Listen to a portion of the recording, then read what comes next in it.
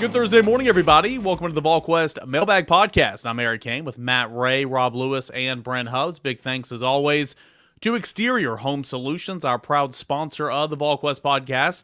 For a free estimate, give them a call today at 865-524-5888. Again, a free estimate for Exterior Home Solutions by calling 865-524-5888. I got a whole lot of questions to get into. Busy recruiting weekend and week and official visits right around the right on the docket. And of course you have those summer camps, NIL event series going on this week, baseball in action, so a whole lot to get into. We'll go ahead and dive into some of your questions here on the Mailbag Podcast. Zeusify wants to know, what recruits did Tennessee make the biggest impact for over the Memorial Day weekend, Matt? Yeah, I think we've touched on a couple of these guys already, so I don't want to be repetitive here, but it starts with Amari Jefferson in my mind. I mean, I think Austin and I both mentioned that we thought Tennessee would get back to even with Alabama and Georgia heading into his official visit slate in June. He'll take a week off. He won't go anywhere this weekend. He'll play baseball. And then he'll start seeing these schools in June, and the Vols are going to get him last. And, that's big for them to be back even heading into that. It feels like, to me, and maybe this is just, some more of the intel I've got of late, it feels like it's shaping up to be more of an Alabama-Tennessee battle, but we'll see where things are when he comes out of that Georgia official visit. Tennessee definitely made a move there. I continue to think they show well for Melo Jones. That recruitment's going to go the distance. But the time that he got with Josh Heupel, Willie Martinez, and he just really enjoys the people around Tennessee. I think he felt like a big-time priority. And, he's going to be back again for an official visit in June. He's going to see Alabama and Georgia as well. And then he says he's going to take this thing all the way to the finish line. So he'll see all those programs at some point, if not multiple times during the season. But the Vols, had a good weekend there with him. And they continue to be in good spots for Boo Carter, Edwin Spillman, those guys. And I think the official visit with Sammy Brown went well. And then, finally, I'll cap off one more other guy. I think Tennessee made up some ground with Amir Jackson, the tight end from South Georgia. He's not, rushing towards a decision from the sounds of it. He should be back to Tennessee for an official visit. And that, if you're Tennessee, that's what you needed coming out of the weekend. You just needed to show well enough that you're in his mind to get him back for an official visit. As I think everybody had him, penciled in to Florida's class now that Jaden Riddell and the Heinrich kid from Florida are both in Georgia's class, but that's not the case in my opinion. Hey, Matt, on Sammy Brown for just a second. I mean, timing-wise, it doesn't seem great. Tennessee got him first. I know that's the only time he could visit. That's probably not a good thing. They set the bar high, which means everybody else knows they've got to blow it out of the water for him in the coming next 3 to 4 weeks when he takes visits. Even though Tennessee showed themselves well and helped their cause, do you think Tennessee's right in the mix, or do you still feel like Georgia's the lead dog there? It still feels like Georgia's the lead dog there. The more people that you talk to, it feels like Tennessee did enough to be firmly in that, number 2 spot. And where do things go? To me, for Sammy Brown, I'm looking at that Georgia official visit, right? He seems like he's been trending there for a while now. He's got 2 more official visits scheduled after that one. So if he goes to Athens and, finishes out that official visit, comes back and, continues to go see Oklahoma and goes to see Ohio State, then I think maybe you can start to say this thing really is going to be, a decision in the end. But if he comes out of that Georgia official visit and starts canceling those trips or backing off those trips, then I think, the writing's a little bit more on the wall. So I think if you're Tennessee, you need to see this recruitment go as long as you possibly can, right? All right, we'll move on to Nashville 615. Tennessee's run defense was pivotal last year, forced teams to remain honest. Can it be on that same level? And who steps up with the loss of DJ Terry, Latrell Bumpus, and Amari McNeil, Rob? Well, I thought the run defense was, a very pleasant surprise last year. I agree with the poster that, asked the question. I mean, they, for most of the year, they were right there with Georgia and Alabama in terms of, yards given up, average yards per carry. And, I think you've got to give a ton of credit to Rodney Garner, because it's not, they didn't have a bunch of All-Americans or, all SEC guys up there, and he got it done with a really deep rotation. I mean, as far as stepping up, I don't, every year it seems, Elijah Simmons is a name that gets talked about. I'm going to have to take a wait and see on that. I would look for Tyree West to take a step, after a pretty solid freshman year. I think you got to have Big O, have a big year. He's by far your most experienced guy up there. He took a step last year, and he's the guy that's got, he's got to show up and be ultra consistent, week in and week out. I mean, I think that's the one guy that you just can't have an off day from, up front. But he's Big O by far my main guy. And I don't know if Tyler Bear, I guess, plays edge and inside. I think he's going to take a step. I think AP and Hubbard have both used one of their favorite phrases, contract year from him. I think he's a guy we've all seen flash, all seen show talent, but hasn't done it on a consistent basis. Can he do that this year in the run game as well as off the edge? Brent, I feel like it's not like you should expect it or count on it. And I'm not trying to be kind of rude, but to this point, with Elijah Simmons, we've heard it, we've seen flashes, but it's never been there consistently. But it's got to be him, right? Because when you look at the defensive tackle bodies, the ones, the threes, the shades, that was a point of emphasis where bodies were limited to begin with. Then you lose a couple of those guys, and most notably Deshaun Terry here a couple of days ago. I mean, he's got to step up. If not, you're looking, maybe, Devin Hobbs, the freshman, didn't see any time in spring, obviously, with an injury. Maybe he could be thrust in there just from a numbers perspective. But there's only about 4 guys interior, unless you go pass rushing, you can shift Barron inside. Well, I think Bryson Easton's huge. I mean, yeah. Bryson. Yeah, that's what I didn't mention. That good call, Hubbard. I left him out. He's got to be better than 15, 20 snaps a game for Tennessee. I mean, this is the year where he's got to go. He's got to push 30, 40 snaps in that range there. I think the other guy nobody really talk about is Omar Norman Lott, and what can he do? He was quiet. We thought he was quiet in the spring, but you talk to people in the program, Erica, and they feel like that he had a really solid spring and a good spring. So those are 2 interior guys, in addition, who can slide in and well move around. I think for Elijah Simmons, the first test for me to see where he's at in terms of the contract years, he going to play it out and do those types of things the right way. I think the first thing there is going to be real simple, and that is, where's his weight when they open up? Did he lose the weight that he needed to lose, and all those things, I think, are the biggest question mark for him when you look at that question. Hey, I'm gonna go ahead and jump into Nashville's second question here, just in some generality, Eric, because I think it's an important question. I don't want to avoid that question. I don't have specifics in terms of what does the NIL pool of money look like in terms of how much it is. I think it's going to shift closer to the $2 million range than the $10 million range overall. I think we're seeing the pendulum swing back a little bit. This idea that you needed $18, $20 million for your NIL deal, at colleges, I think is unrealistic. I don't think the money's going to be there. So I think we're seeing a shift back in that direction. So what does that number ultimately end up being? It's going to vary from school to school. But I think it's going to be more in the 5 and below category than it is going to be the 5 and 10 category year in and year out for an individual class. And then the second part is, how long before players officially get designated as employees, as many national folks think? I don't think that's going to happen, because you're going to get into antitrust, Rob. You're going to have to get into health insurance benefits, workman's comp. You got all kinds of things that you're going to get into if you're going to designate them as employees. So I just don't think that is ultimately going to be realistic when it's all said and done. I think they'll do everything they can to avoid. I'm not sure anybody in the country wants to designate them as employees, Rob. No, and I think once you got past the top, 8 programs in the SEC, the top 5 or 6 of the Big Ten, a couple here and there elsewhere. I mean, I just don't think it's feasible.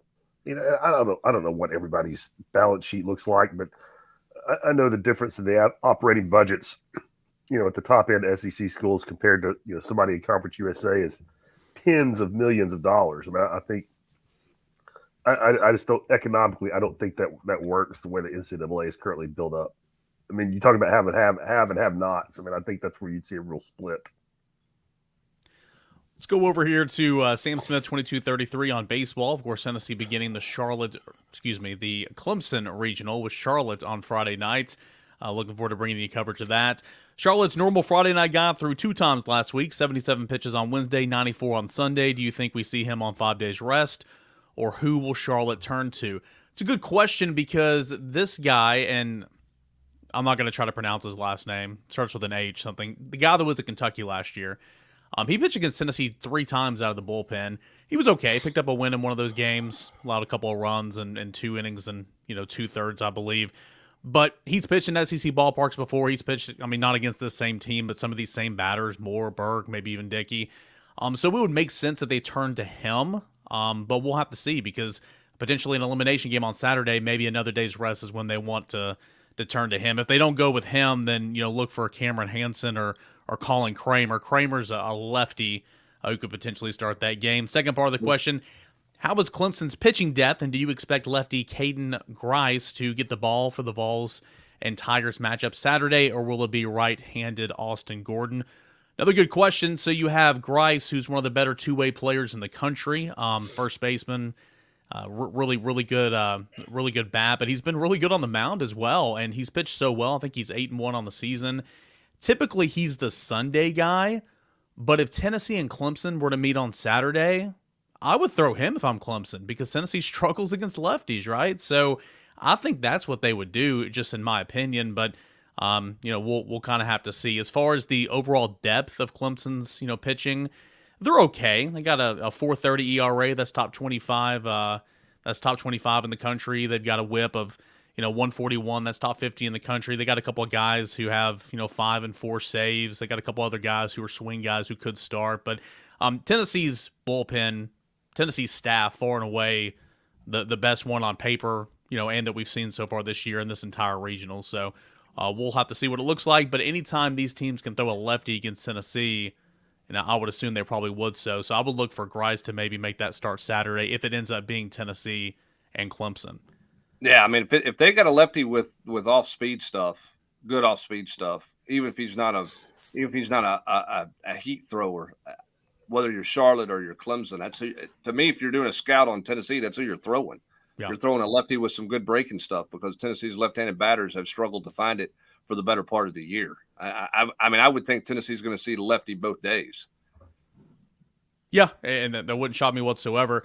With Clemson as well, we're talking about Grice because he's kind of fun to talk about in terms of a baseball player, but also Ethan Darden, who's been the Friday night guy the last month, 6 weeks, whatever. He is also a lefty. Now his numbers aren't that great, but he is also a lefty as well. So I think Clemson would have plenty of options in terms of southpaws to turn to if they want to do that against Tennessee on Saturday. Let's move on now to some recruiting. Atheron's got a couple here. Over under 3.5 commits, Matt, by July the 4th. That's tough because July 4th is such Come on, Matt, give us some percentages, man. On the recruiting calendar now. Everybody wants to commit around the 4th, the 5th. Right now, based on what I know, I'll take the under. Ask me after the June 23rd weekend of official visits, and it might be the over. It's not the answer we're looking for. Sorry. Yeah, I mean, that's a toss up to me right now. It could very easily go either way. That's a good line though. I think that's a good. 3.5 is a good number. You guys have had a chance to talk with Ryan Wingo a couple times this week, coming out of the weekend over there in Nashville. AP caught up with him. Anything new with Ryan Wingo kind of trending towards Tennessee? No, I don't think so. I mean, Ryan Wingo's continued to be a priority for Tennessee. He's continued to fill, Tennessee heavily since late last fall.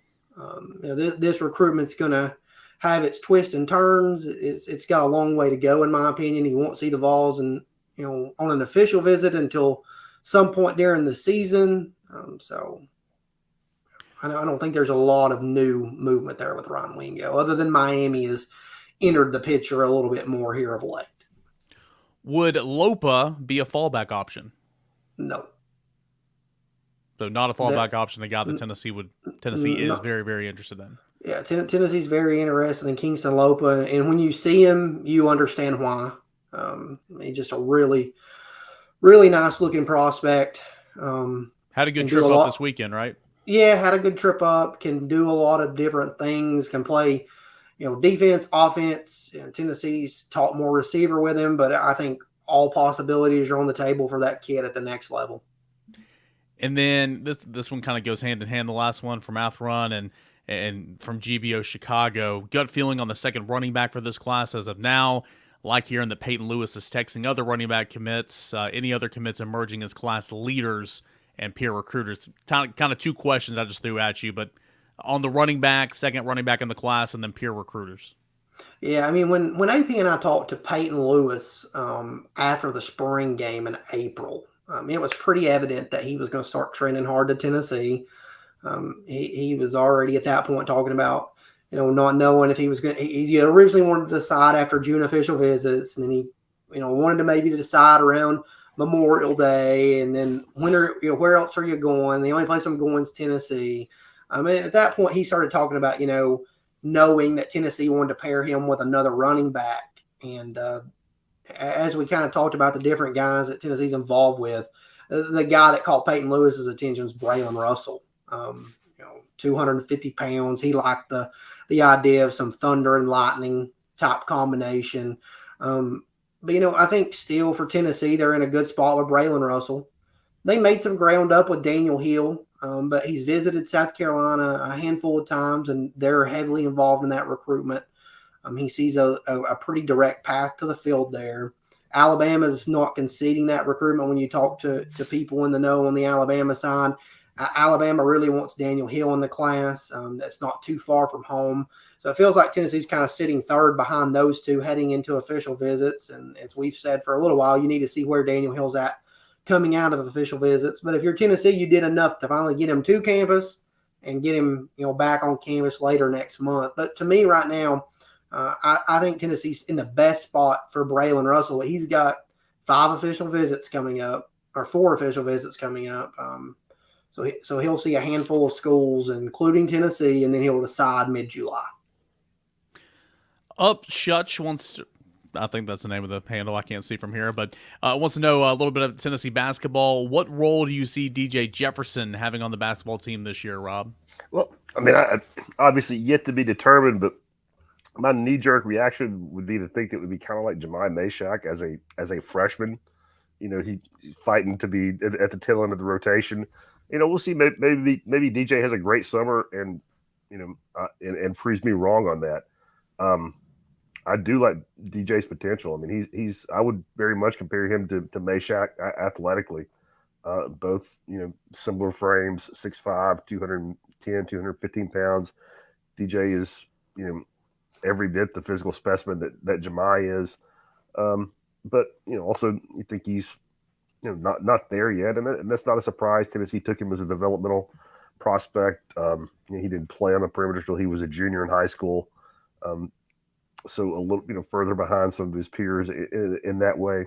So I don't see a big role for DJ this year, but that's not really a knock on him. I mean, I think Jemai is going to eat a lot of minutes at the wing. If Dalton Knecht is what you think he is, he's going to take a lot of minutes out there as well. If Danny, shoots the ball like Tennessee expects, he's going to play a ton of minutes, and obviously Santiago is going to play, 30 plus minutes on the wing. But I think DJ, if he sticks with it, I think he's got a nice future. Another question here from the poster, Brent. This is going for you. Does Sammy Brown's recruitment feel similar to that of Vic Burley's last year, considering they both took official visits on Memorial Day weekend? I feel like Tennessee's playing behind on Sammy Brown, and I think they put their best foot forward, as Matt mentioned and we were talking about earlier.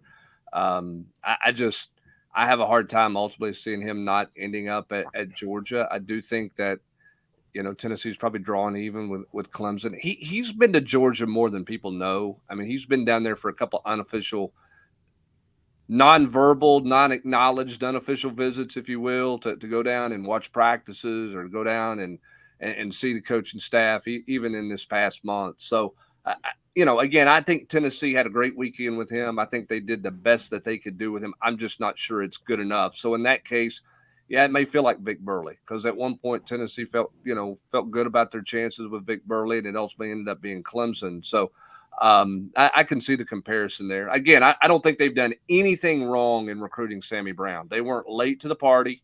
They had him in camp early in his high school career. They've worked the East Tennessee ties with his mom's side of the family. I think they've done everything they can do. I'm just not sure at the end of the day it's enough to land Sammy Brown. And again, I don't think they've failed in the recruitment. Sometimes when you're battling with those, Matt, you just don't land them, and that just happens. Yeah, and again, like you said, he's been to Georgia a little bit more than folks know. It's 25 minutes from home.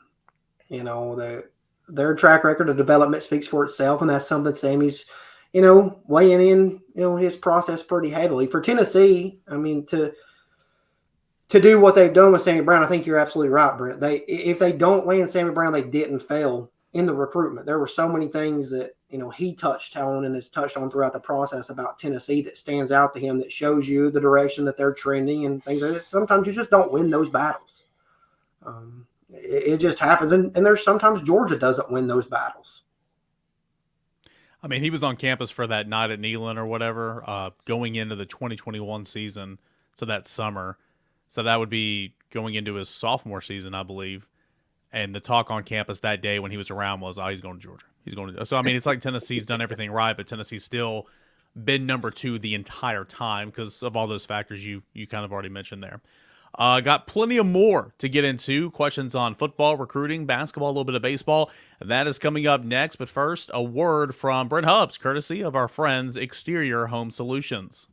Your roof, it's the most important protection against nature for your home or your business. That's why I trust the experts at Exterior Home Solutions. We trust them, and you should too. Let's jump back into it. This is a fun conversation to have. Maybe not fun, but outside of Oklahoma, is there any level of college job that you think Heupel would maybe leave for one day? I mean, at the end of the day, money talks, but it doesn't look like Heupel wants to go anywhere. He's doing some good things at Tennessee. But how would you answer that, Brent? Well, Rob, I think it depends on who your boss is. I think that's always, can always be a factor when you look at things. Right now, everything seems to be in perfect alignment at Tennessee, Rob, which is a rare occurrence. But you've seen guys move and take other jobs because they feel like that alignment has gotten away, or maybe there's a change at the boss. They're not that AD's guy or something to that effect. I mean, I think that's I think it would have to be some kind of scenario like that for Josh Heupel to think about packing up and leaving the SEC.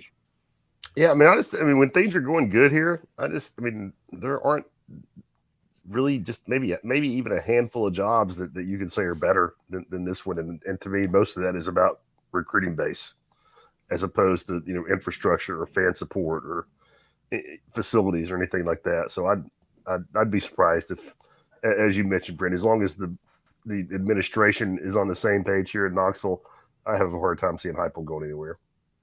It's a pretty good place to raise a family, and it's not the most expensive place to live. And I think those two factors weigh in sometimes in some of those types of things. But again, you've got to feel like if the commitment's where it's supposed to be to win, and if it is, then you're right. I think Rob's right. This is a good place to work. If the commitment's not there or you're not all on the same page, it's a challenge, as it is at a lot of other places. It always cracks me up. I mean, this isn't really on this subject, but when prospects come to town for the first time or whatever, they'll talk to us and they'll be like, man, Knoxville's so much bigger than I thought it was going to be. I thought it was such a small little country town. It's like I was expecting cow pastures. I mean, there are some out there where Hubbs is from. There are 550,000 people plus in Knox County alone, not even counting the surrounding counties and all that. So yeah, it's a lot going on here. I can remember when some guys were talking about, they would land in Knoxville and then they would make that drive out Alcoa Highway, and you get down there towards Pine Lakes Golf Course, and it is cows and it is farmland to the right over there. And you're kind of like, wait a minute, what's that? And then about 10 minutes later, you pop into the city and see the river, and then they go, oh yeah, it's a real town. But yeah, there's a notion that this is, that this place is just middle of nowhere, nothing. And it's obviously not the case. And I think Tennessee through the years has sold itself well. But you're right, Eric, it is funny. You're always going to find someone who says, man, it's a lot bigger than I thought. It's like a real town. Like, yeah, we really don't close and lock, close everything up at dark. God's not pulling the emergency brake on Knox County when it gets dark out there. We're allowed to go out after hours, so it's okay. There are In things fact, to do. it's the second biggest market in the SEC, and also the Alcoa Highway was still under construction at that point in time, right, Brent? Alcoa Highway's been under construction since about 1990, 92, somewhere in there. It's long been under construction. All right. Barb Ship Dib wants to know high, medium, or low likelihood Williams Nwaneri is still on the board by the time of his Oregon visits. His only in-season official visit currently scheduled for September 23rd. That's a really good question. And yeah, I mean, he says he wants to decide after that visit. But my question is, and I haven't really got a good answer to it yet, how much is Oregon in play? I mean, I do think they're in play some. But right now, I still think it's Tennessee and Oklahoma with Texas A&M and Georgia and Oregon trying to shake things up. So he's going to see, Tennessee and Oklahoma and Georgia, and he's also going to go down and check out Missouri during the month of June. Does he go back home in July and sit down during that dead month and say, hey, I've seen what I need to see. Let's get this out of the way. I think that's a very good likelihood. So I we'll say medium, I guess, but I don't think he's on the board. I don't think he's on the board that late in September. I mean, his recruitment is intense as it is already. I just think he ultimately sees what he needs to see during official visits and comes off the board, sometime after that. Too Rocky by far says, I know that schools likely would not want to add another SEC opponent, but is there anything preventing this situation? If SEC goes with the 8+1 model and Georgia and Auburn want to still play each other, could they schedule each other as a +1 for the Power 5 opponent, or is there something in the SEC bylaws that would prevent that? Rob, I don't think there's anything that would prevent that, but I think anybody would be crazy to do that, right? Yeah, I don't know the answer to that question as far as the SEC bylaws, but I would suspect that would, man, I don't know. However, would it? Now that I start thinking about it, I think it might violate. I mean, if you have an 8-game conference schedule, if that's what you come out with, or a 9-game. Well, I mean, you would have to designate it as a non-conference game, like the SEC tournament. Yeah, we just haven't seen that we just haven't seen it in football. There's some baseball teams around the country that play early preseason, midweek rivalry games against an in-conference foe that's designated a non-conference game, if I'm not mistaken. I think the ACC does that a decent amount, but I just don't see it in football. I was going to say Ole Miss and Mississippi State. I forgot what they call it, but they do something every single year. They play a midweek in the middle of the year, but it doesn't count as an SEC game. A couple of years back, maybe I'm thinking wrong here. Maybe this was a possibility and it didn't happen. But did North Carolina and Wake Forest play did they not play a non-conference football game against each other one year, or am I thinking wrong on that?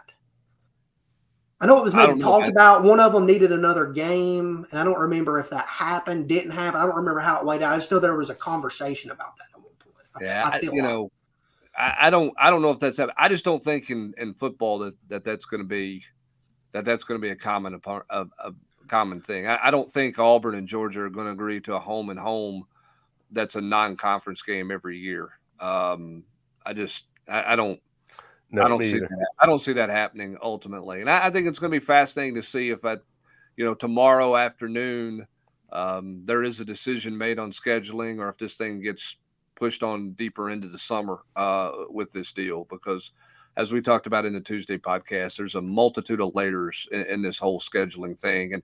And in classic coaches fashion, everybody's playing Switzerland, except for Eli Drinkowitz, who doesn't know what Switzerland is. He's got an opinion on everything. But everybody else is like, Kirby Smart's like, this is the most overblown thing in the world. I guarantee you behind closed doors, Kirby Smart's had an opinion on something in regards to scheduling.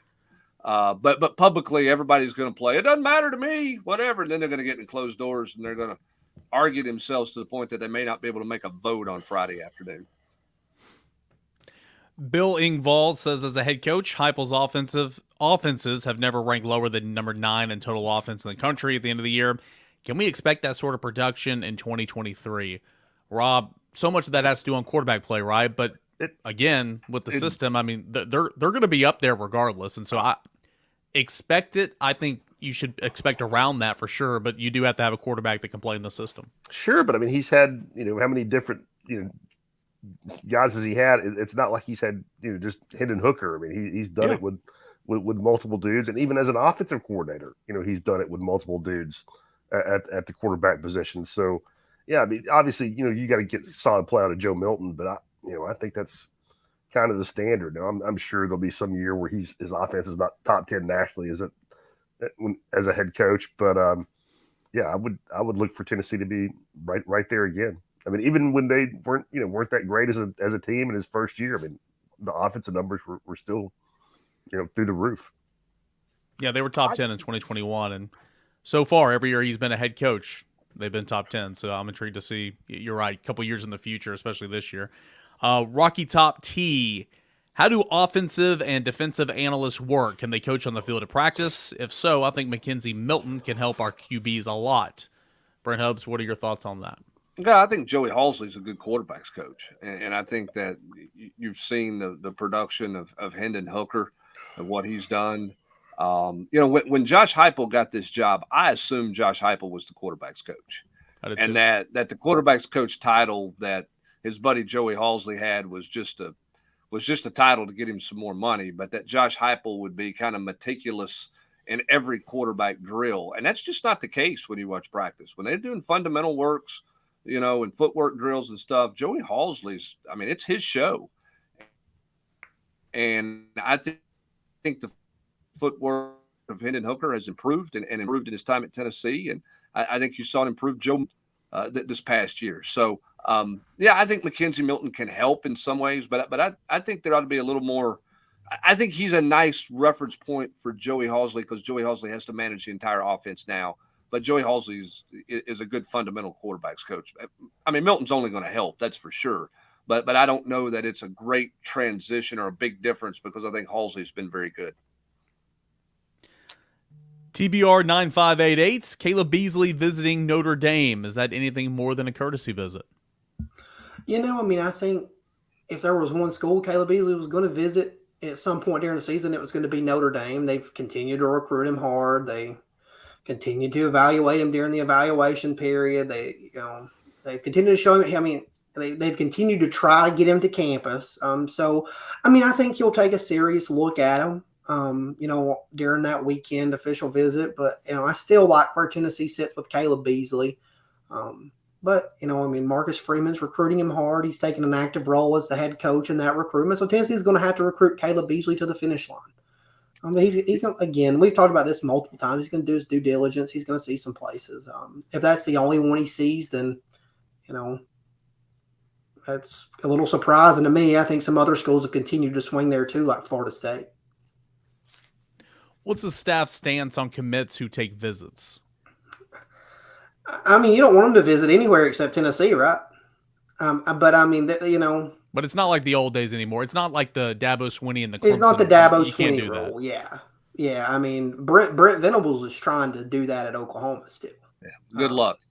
I mean, like that's, that's the thing there, and it's like, from a Dabo Swinney standpoint, you can understand it. You've had that rule for a while. You've stuck to it. You've stuck to your guns. Like they still haven't offered a 2025 kid yet. Those offers start going out today. But if you're Brent Venables, you're year 2 at Oklahoma, and you're coming off a season last year, 6-7, 7-6, whatever you were, right around 500. You can't expect a kid to commit to you early, then hold them to that. In my opinion, you haven't earned that right yet. It's unrealistic in today's world. I agree, especially with now unlimited official visits on the horizon. Well, and the NIL factor thrown in there. Coaches moving, coaches getting other jobs somewhere else, and all those types of things. I think it's an unrealistic rule to expect a kid not to potentially take a visit somewhere else, or to say you're not allowed to take a visit somewhere else. I think ultimately, as we move forward, if you don't relax that rule a little bit, you're going to end up losing somebody, and when it's all said and done. And Clemson's gotten away with that. I think it's really hard for Brent Venables to pull that off, as you mentioned. As for Caleb Beasley, Tennessee's going to recruit that one to the finish line and manage that however they need to. It's just that one's got to be a little bit maddening because every time you talk to him, he talks about how he's recruiting for the class and he wants to be a leader in the class and the face of this and everything else. Yet he's going to go take and look at some other schools. So, Tennessee understands that. It's been that way for a while, but that one's got to be a little bit maddening, but because he says all the right things, but then the action says, hey, I'm going to take a visit elsewhere, which is just gives you enough pause to say, okay, we got to work this one all the way to December. Yeah, he echoed those same exact words and phrases this week in Nashville with Austin Price. So yeah, that's got to be a little frustrating. A couple more here. We'll kind of run through. Glock Vols says, who was the recruit? This is a good question. Who is the recruit that Tennessee might have a chance to land now that wouldn't have committed here before the Memorial Day weekend? That's tough. I mean, again, Amir Jackson?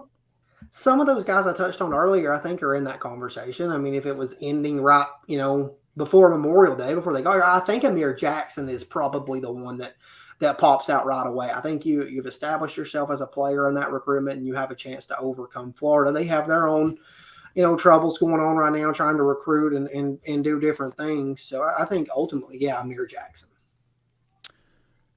Go Vols 182. Who is the fastest Tennessee player you've seen in person, Rob Lewis? Man. Squirrel White's probably up there on the list, I have to say. Eric Berry can absolutely fly. Jonathan Wade was an absolute burner. Cordero, especially for a guy his size. I mean, yeah, we're talking about Jonathan Wade and Squirrel White, and those are two diminutive dudes that were quick and agile and top acceleration was off the charts. Cordero was a different cat, but those would be four good ones. I would say Jonathan Wade could really move. Cordero, obviously, and Eric Berry. Yeah, Eric Berry ran a sub 4.4 with a cast on his hand at a Nike camp when he was getting ready to go into his senior year of high school. That was pretty good. Cordero Patterson, to me, of course, I giggle, so he's my guy. But the thing about Cordero Patterson that I was always amazed by, it's like he never slowed down when he cut. Like there was never a loss in speed when he was making a cut to the right or to the left. That's a kick returner. Leonard Scott was a blazing guy, straightforward. I mean, he could run straight forward, but did not have the wiggle. For Cordero Patterson to not lose any speed when he's shifting right or left at that size is pretty doggone remarkable, to be honest with you. I think it's one of the more underrated conversations in football is how the punt returner is a different type of player than the kick returner. Now, you can have a guy who can do both. Velus Jones learned how to do both, and he turned into a pretty decent punt returner. But like Squirrel White is like a punt returner. He can kick return, but he's more of a punt returner. You got to have wiggle. You got to have shake. Kick returners, you got to have vision. You got to have speed and that ability, like you mentioned, to not slow down when you're making a cut, because there's a lot of lateral movement in punt returning, and it's just interesting. I like special teams talk. That's all. Yeah. Go ahead, man. You have to be crazy to be a punt returner. Period. End of story. You got to be crazy to play, but you got to be crazy to run down the field full speed. I mean, it's not going to be in the game in 10 years. I mean, just to stand back there, just waiting on the football, and then to know what's coming in the SEC. Heck, I couldn't do it in high school. If you go turn on my high school tape, you watch every punt that they punted to me hit the ground. Let alone the SEC, you got to have a different mindset. Like, I don't know. I mean, to have the focus and the ability to catch that punt and know what's coming and then make something happen, it's just that position is just totally different to me. Kudos to whoever can do it. Yeah, I will say this too about athletes. I don't know what the speed numbers are, Rob Lewis, but Dale Carter could have played any position on the football field for Tennessee. I think Dale Carter could have been a tailback. He played safety. He went to the NFL and played corner. He could have played wide receiver. I don't know that he ever fielded a punt in the air. I think he got most of them off the hop, off the turf. But when he did, like in a mass heap of people, he seemed to come out the other side. Dale Carter was one of the elite athletes to have ever played at Tennessee. I don't know what his 40 time would have been, but he was crazy gifted athletically. Maybe the best, arguably the best athlete we've seen come through here in the last 35 years or whatever the number is now. Really good, really crazy good. Matt, did they have huddle tapes back when you played, or were you burning CDs? We were burning CDs, buddy. I didn't have any highlights, so I wouldn't know about that live, but I would have burned a CD as well. I'm so old, you used to watch it on VHS. The colleges mailed out a VHS tape to the high schools, hoping that the high school coach would dub something down on a VHS tape and send it back in. That's the original recruiting I used to cover. I'm pre-DVD. That's how old I am. All right, 2 more recruiting ones, and we'll call it quits. Action 0212. How many commits can the Vols take total? Surely they'll leave a spot or 2 for transfers. Matt, Rob, that changes. That changes frequently depending on who's on your roster and who's left. Yeah, I don't think there's a real answer to that right now. I mean, you're going to keep spots open for transfers. Obviously, they've done it every year, and programs across the country are going to it. And that number just changes so much, in my opinion. We'll see. And what does that number look like after the NCAA makes a ruling? Yeah, exactly. And you can have conversations to see if somebody can go look for opportunities elsewhere as well to create another spot too. So, last one. We can go around the room if you want. If you could only pick one to be a Vol, who do you got? Wingo or Matthews? Matt, I know your answer is Mike Matthews. What about anybody else? Well, I was just going to say Matt knows a lot better than I do, but I mean, with everybody being on campus here, I've watched both of their film here in the last little bit, and it's 6 of one, half dozen the other to me. I mean, I don't think there's a wrong answer. Yeah, there's not a wrong answer, Rob. I mean, that's the thing for me is, I've been open about, I like Mike Matthews, what he can do. He's a special recruit, but at the end of the day, there's not a situation where Tennessee's picking one or the other. If they both want in, they're taking both of them. So there's no, wrong answer to that. To me, you can look at it a lot of different ways. I mean, Mike Matthews is closer. So in the day of the transfer portal, is it easier to keep him on campus if he's a little unhappy, versus Ryan Wingo? They both do different things. Ryan Wingo attacks, the football more vertically downfield. Mike Matthews can too, but, he's really good across the middle. I just think it's, you're never going to have to pick if you're Tennessee. If you can get both, you're taking both, and you're calling it a day very happily. And both of those style of receivers have flourished in Tennessee in 2 seasons with Josh Heupel. We've seen it from a guy like Valus, and then obviously a guy like Hyatt the year after. So that's from the same position as well. So, but if you had to pick one, I guess I would go Mike Matthews. But Brent, would you go Matthews if you absolutely had to pick one though, just for entertainment purposes? No, I don't have to pick one, so I don't want to be entertained. I'm taking both of them. It's not how you play the game. All right. Hey, it's my game, and I'll play it however I want to play it. Right? I'm not picking between those two because you're gonna take both of them. You're not gonna sit there. I mean, you're never gonna be in a numbers situation where you go, okay, we got one spot left. Which one of these two do we want to take? So it's kind of I guess he's trying to have, it's a fun question, but it's a pointless question because they will make room to have both of those receivers in this class on this football team. So you don't have to pick. You don't have to. It's like picking between steak and fish, right? I can do surf and turf. I can have both of them. Why do I have to pick? I mean, there's a clear and obvious answer to that question right there. It's steak, 100%. But that's why, when you can have both. Why you not taking both, right, Rob Lewis? I'm not doing surf. Yeah, I mean, somebody. Fish, I'll do there might be a hard conversation had with somebody in the recruiting class if Wingo and Matthews both wanted to come, but that conversation would not be had with either one of them. That's exactly right. Yeah. Appreciate you guys for sending us all these questions here today for the Volquest Mailbag Podcast. Every single week is presented by our friends Exterior Home Solutions. You can see them online at exteriorhomesolutions.com or give them a call today for a free estimate at 865-524-5888. For Matt Ray, Rob Lewis, Brent Hubbs, I'm Eric Kane. We have so much coverage over at Volquest.com right now. Recruiting updates from the weekend, 865 Live recruiting updates. AP's got us from Nashville with the first of its kind on 3 NIL Elite Series, so that's been a whole lot of fun. Baseball coverage coming up this weekend. All the news from Tennessee football back on campus, notes for Tennessee basketball. No better time than right now to join us over at Volquest.com.